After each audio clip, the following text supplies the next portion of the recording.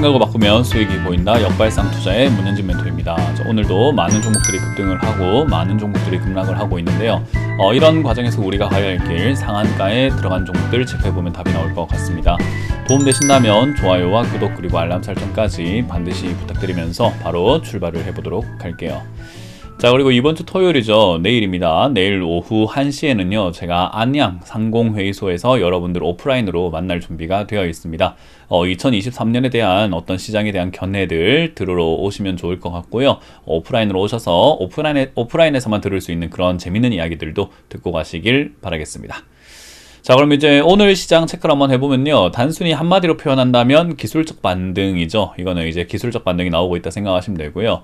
아무래도 세제 개편안이라든지 이런 내용들, 그리고 삼성전자의 움직임들, 특히나 악재나 호재가 딱히 이렇다 할 만한 게 나오질 않고 있다라는 것들을 감안 한번 해볼 때 시장은 사실 내려가는 것 자체가 아직까지는 애매하다. 그리고 많이 올라가기도 좀 애매하다라고 보는 것 같아요. 그래서 선물 시장에서의 매수세가 조금 눈에 띈다라고 생각이 들고요. 선물 시장이 이렇게 강하게 올라오다 보니까 이제 현물 시장에서 따라가는 그런 모습이 나오게 되고, 현물 시장이 선물 시장을 따라가려고 하다 보면은 삼성전자, 그러니까 좀 대형주 위주로 움직일 수밖에 없는 시장이라고 생각을 하시면 될 것 같아요. 그래서 수급적인 부분으로 본다면 역시나 이 선물 쪽에서의 움직임들이 계속해서 나오고 있다 보니 아무래도 선물 쪽에서 이제 지수가 올라간다고 베팅을 걸어놓고 삼성전자를 매수하는, 또는 삼성전자를 매수할 거니까 어차피 지수가 올라가겠지, 그러면 선물 쪽을 상향 베팅을 해야 되겠다라고 하는 그런 움직임들이 나오는 것 같아요. 그래서 외국인들의 삼성전자 매수, 요것이 지수 상승의 이제 원인이 되었다라고 생각하시면 될 것 같고요. 저렇게 삼성전자의 매수가 계속 일어나면서 이렇게 순매수가 이어지게 된다면은 지수가 뭐 미친 듯이 올라갈 수는 있겠지만, 사실상 지금 단기적으로 올라가고 있다 생각이 듭니다. 더군다나 다음 주면 선물 옵션 동시 만기일이기 때문에 이제 그런 부분들을 생각 한번 해볼 때 지수 반등이 2350포인트 이상 강하게 올라가기는 조금 힘들지 않나 생각이 드네요. 그래서 단기 반등에 그칠 가능성이 높으니 여러분들이 크게 관심을 가지고 욕심을 부리시면서 이 시장을 바라보기보다는 여전히 아직까지는 바닥을 잡지 못했다라고 보는 게 맞는 것 같고요. 내려가고 있는 도중에 생기는 파동일 수도 있고, 또는 바닥을 잡는 신호가 될 수 있는데, 그건 이제 다음 주나 돼야지 알 수가 있겠죠. 이제 선물 옵션 동시 만기일이 지나고 난 다음에요. 그래서 지금은 아무래도 뭐 명절이 끝나야, 명절이 지나야 앞으로 시장 방향성들을 우리가 예측을 한번 해볼 수 있는 자리인 것 같기 때문에요. 그 점 참고하셔가지고 시장은 여러분들이 조금 지금까지는 관망하는 게 맞다, 아직까지 바닥 잡는 건 아니니까 관망을 하는 게 맞다라고 보시는 게 맞을 것 같아요. 더군다나 지금 지수는 저점을 무너뜨릴 수도 있는 저점에 딱 와 있기 때문에, 저점을 무너뜨렸을 때는 좀 충격적인 하락이 나올 수 있겠죠. 그래서 이제 그런 부분들을 우리가 조금 피해갈 수 있으려면은 아무래도 지금 여기서 과하게 상향이다 또는 하락이다라고 하면서 행동으로 많이 옮기지 않는 것이 중요하지 않을까 싶네요. 여기서 만약 반등이 이만큼 나오고 빠지게 된다면요, 다음 하락이 조금 길 수 있습니다. 그래서 반등이 조금 많이 안 나오고 빼는 게 하락이 빨리 끝나는 방법인데요. 반등이 좀 나오게 되면은 어찌됐든 이건 하락의 한 파동으로 끝나버렸기 때문에 상승 나오고 다음 하락 파동은 또 이만큼 빠지게 되는 거죠. 그래서 저점 무너지면서 2100포인트 언저리까지 밀릴 수 있으니까요. 이 자리는 계속 조심해야 되는 자리가 된다라고 생각하시면 됩니다. 더군다나 지금 우리나라 저축은행의 부실화 사태가 굉장히 이야기가 많아지고 있기 때문에 이런 부분들은 역시 경제 위기로 또 나아갈 수 있는 그런 리스크잖아요. 그래서 그런 것들을 감안했을 때 시장은 여러분들이 조금 조심스럽게 대응하는 것이 여전히 맞다라는 거 항상 잊지 않고 대응하시면 좋을 것 같습니다. 특히나 지금 신규 매수를 해가지고 수익을 좀 내서 내 종목을 어떻게든 좀 해결해 보려고 하시는 분들도 좀 많이 생길 것 같은데요. 사실 내 종목이 더 급선무인 거지 신규 매수 아무리 사봤자 그거 여러분들 계좌 복구 잘 안 됩니다. 그래서 저는 신규 매수도 하지 않는 것을 여러분들께 추천드릴 수 있을 것 같습니다. 자, 일단 오늘 상한가에 들어간 종목은요, 코맥스라는 종목이 상한가에 들어간 게 확인이 되고 있고요. 한 종목입니다. 그리고 10% 이상 올라오고 있는 기업들은 지금 18종목이 조금 보여지는 것 같습니다. 제약 바이오 쪽이 조금 이렇게 주된 상승을 이끌어내고 있는 것 같고요. 그 외의 상승은 좀 보여지질 않네요. 자, 그리고 10% 이하의 하락은요, 뭐 유네코, 이런 기업들이 이렇게 뭐 많이 빠지고 있는 거, 그런 것들이 보여지고 있는 것 같고요. 뭐 안콜, 유전 이런 것들 뭐 여전히 하락세 깊게 빠지고 있는 거 확인이 되고 있습니다. 뭐 미스터 블루 이런 기업들도 빠지고 있는데요. 단기 급등했던 종목들이 많이 빠지고 있죠. 그래서 그런 것들을 우리는 항상 조심할 필요가 있다라고 생각을 하시면 될 것 같네요. 자, 일단 오늘 상한가에 들어간 코맥스 한번 살펴보게 된다면요. 코맥스 이제 오늘 올라오게 된 이유가 무엇일까? 얘는 CCTV 관련주라고 생각하시면 되거든요. 그래서 이 코맥스가 이제 급등 나온 이유는 삼성이 200조 정도를 들여가지고 스마트홈 시장에 이제 좀 이렇게 투자를 많이 하겠다. 그래서 스마트홈 기능을 잘 활용할 수 있는 삼성 스마트 싱크 스테이션을 공개했다라는 이야기 때문에 이제 거기에 이제 국내 1위 협력사라고 할 수 있는 이 코맥스가 급등이 나온 것 같습니다.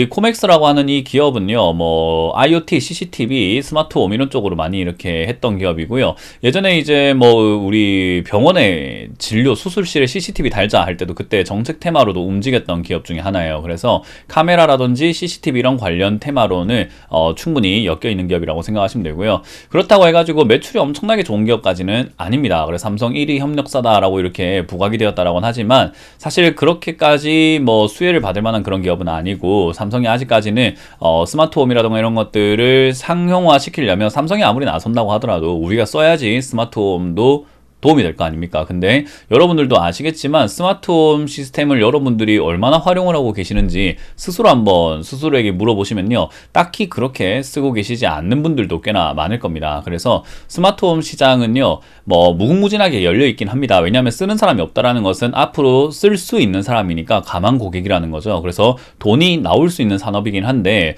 지금 당장에는 상용화 단계까지는 좀 멀었다라고 보시면 되겠어요. 그래서 그런 테마주로서 이렇게 급등 나오는 현상들이 조금 많아질 수 있습니다. 대신에 이후에 스마트홈은 관심 가져봐야 되겠죠. 그래서 이렇게 테마주로 올라올 때 따라 붙는 것이 아니라 스마트홈 시장이 앞으로 계속해서 성장해 나갈 수 있다는 것을 감안해서 스마트홈 관련주들을 저점에 잡아놓고 장기 투자하는 것은 저는 반대하지 않습니다. 그러나 테마주로 이렇게 올라오는 것을 스마트홈이 지금 대박이 나겠지 하면서 따라 붙는 현상은 전 좀 자제해야 되지 않을까, 저는 그렇게 보여집니다.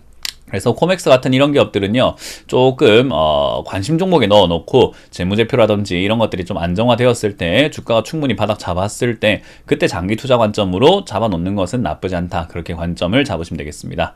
자, 그리고 카이노스메드라고 하는 이 기업도 지금 상한가에 왔다 갔다 하고 있어가지고 한번 살펴볼 텐데요. 지금 중국에서 단일 복합정 에이즈 치료제로 품목 허가를 받았다라는 이야기 때문에 급등이 나오는 것 같아요. 뭐 사실 1조 원 규모라고 하죠, 에이즈 치료제 시장이요. 그래서 에이즈가 걸리면 참 불치병이다라는 이야기가 좀 많이 나왔는데 이제 이거를 좀 해결할 수 있는 그런 약들이 점점 증가하고 있는 것 같아요. 딱히 약효가 있다라고 할 수는 없지만 그래도 그런대로 증가가 되어 가고 있다라는 점.